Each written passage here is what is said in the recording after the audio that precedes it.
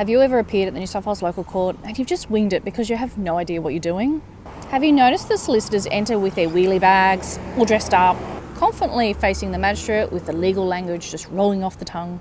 But watch closely, because sometimes solicitors appear to perhaps not be so familiar with the court process.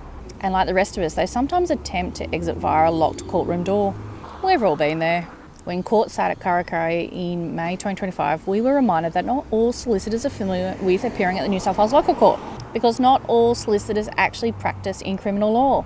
In fact, many solicitors don't have a practicing certificate that allows them to appear at the New South Wales Local Court. Why? Because they probably don't need one to do their job, because it's unlikely they will ever go near a court. For example, many public servants in government departments work in what's called administrative law, dealing with creating and implementing legislation, etc.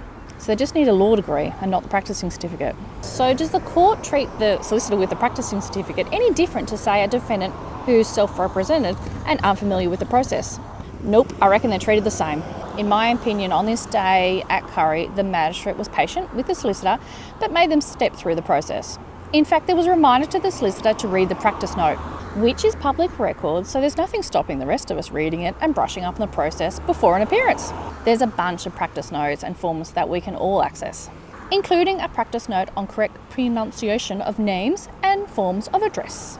But on this day, they were talking about Practice Note Criminal 1, which covers case management of criminal proceedings in the local court. Whether you read the practice notes or not, I reckon there's 3 key things to an appearance.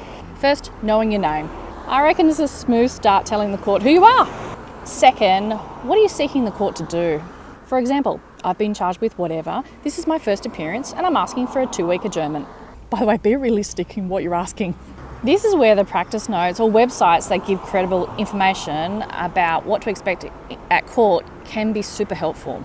Third, tell the court why they should give you whatever you're seeking in the quickest way possible. I don't mean just talk fast, but do it efficiently.